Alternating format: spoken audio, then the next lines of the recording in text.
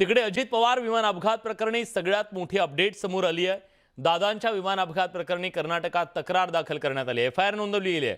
बंगळुरूतल्या हाय ground police स्टेशनमध्ये 0 FIR नोंदवण्यात आली आहे। त्यामुळे बारामती विमान अपघाताची फौजदारी चौकशी होणार आहे। या संदर्भात कर्नाटक पोलिसांकडून महाराष्ट्र पोलिसांकडे गुन्हा वर्ग केला जाणार आहे।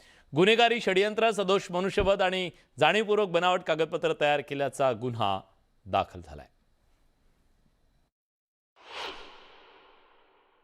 गवई साहेबांच्या वेळेत जेव्हा झिरो एफआयआर करायचा होता, या महाराष्ट्रामध्ये सामाजिक कार्यकर्त्यांना परवानगी त्या ठिकाणी दिली गेली नाही। कर्नाटकात तो एफआयआर त्यावेळेस झाला होता। मग ते बघून मी स्वतः कोणालाही न जाता बोलता त्या पोलीस स्टेशनला गेल्यानंतर कर्नाटकामध्ये अजितदादांचा एफआयआर झाला। एक तर दुर्दैवी गोष्ट आहे, महाराष्ट्रात झाला नाही, पण कर्नाटका पोलीस प्रशासनाचे मी मनापासून या ठिकाणी आभार व्यक्त करतो, त्या सरकारचे आभार व्यक्त करतो। एका मराठी माणसाला न्याय देण्यासाठी कर्नाटक सरकार, त्याचं पोलीस प्रशासन हे या एफआयआरच्या माध्यमातून सरसावलं, ही सगळ्यात महत्त्वाची गोष्ट आहे। दरम्यान VSR कंपनीचा मालक घमेंडी असून माझं सरकार काही करू शकत नाही असं म्हणतो, अशी माहिती रोहित पवारांनी विधानसभेत केली। दावा केला हा। त्याचबरोबर अजित पवारांचा विमान अपघात झाला त्याबद्दल कारवाई करण्याच्या ऐवजी संबंधित कंपनीला 80 कोटीचं बिल दिलं असा दावाही रोहित पवारांनी विधानसभेत केलाय। राज्यात अजित पवारांच्या अपघाताचा एफआयआर दाखल होत नसल्यानं रोहित पवारांनी खंत व्यक्त केली आहे।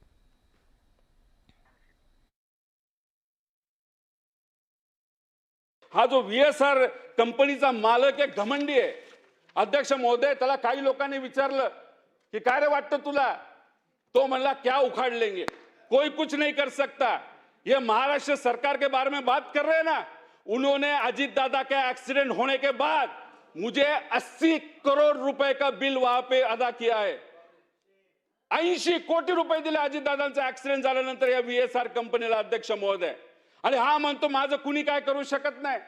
हे महाराष्ट्राचं सरकार अजूनपर्यंत त्याचं विमान वापरते, अध्यक्ष महोदय। कसं न्याय मिळणार?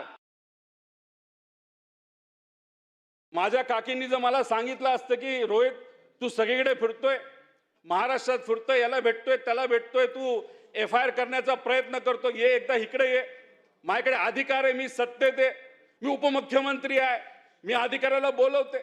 देवेंद्र फडणवीस साहेबांनी जर सांगितलं असतं की अरे तू सगळीकडे वन फिरतोय, होम डिपार्टमेंट माझ्याकडे आहे, कुठला अधिकारी पाहिजे सांग, कसलं इन्व्हेस्टिगेशन पाहिजे सांग, एफआयआर घेतला नसेल तर मी सांगतो एफआयआर करून घ्यायला।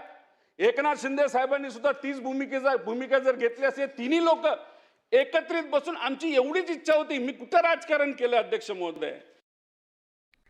आणि यानंतर वळूया एका महत्त्वाच्या बातमीकडे।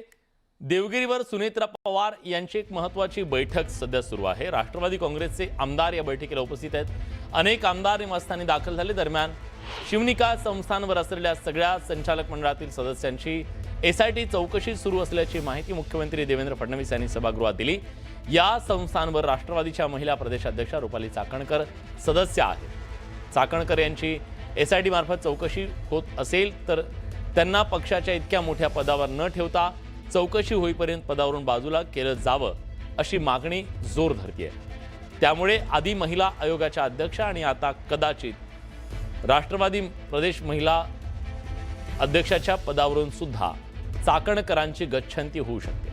आज राष्ट्रवादीच्या होणाऱ्या साप्ताहिक बैठकीत सुद्धा या मुद्द्यावर चर्चा होणार असल्याचं समोर येत आहे। प्रणाली कापसे आपल्या प्रतिनिधी आता आपल्यासोबत आहेत, आपण थेट त्यांच्याकडे जातोय। प्रणाली, हा दबाव वाढतोय असं कळतंय राजीनाम्याच्या संदर्भातला, अध्यक्षात तो निर्णय घेऊ शकतात का, ती कणखर भूमिका दाखवू शकतात का? आता मागणी हीच होती आहे की तेवढा कणखरपणा हा राष्ट्रीय अध्यक्ष म्हणून सुनेत्रा पवार यांनी दाखवावा। राष्ट्रवादी पक्षामध्ये असे 2 गट आहेत, ज्याच्यामध्ये सातत्यानं एक गट हा मागणी करतो आहे की रुपाली चाकणकर यांच्यावर कारवाई व्हावी, तर दुसऱ्या गटाचं असं म्हणणं आहे की त्यांच्यावर कारवाई करण्यात आलेली आहे। त्यांना जे पद राज्याशी संबंधित होतं अशा पदावरनं, म्हणजे महिला आयोगावरनं त्यांना हटवण्यात आलेलं आहे। एकाच प्रकरणात प्रकरणामध्ये 2-2 वेळा कारवाई करण्याची गरज नाही असं सुद्धा पक्षाच्या वतीनं सुचवलं जात आहे. शिवाय त्यामुळे पक्षाची नाहक बदनामी होत आहे असं सुद्धा म्हणणं काही जणांचं, जे रुपाली चाकणकर यांची पाठराखण करणारा गट आहे त्यांचं म्हणणं आहे. परंतु आता राज्यामध्ये सगळ्याच बाजूनं हा दबाव वाढत चाललेला आहे. त्यामुळे सुनेत्रा पवार या संदर्भामध्ये आता काय निर्णय घेतात हे बघणं महत्त्वाचं ठरणार आहे. नक्कीच बघूया आज या संदर्भात काय महत्त्वाची अपडेट येते, पक्ष काय याबद्दलची भूमिका घेत आहे.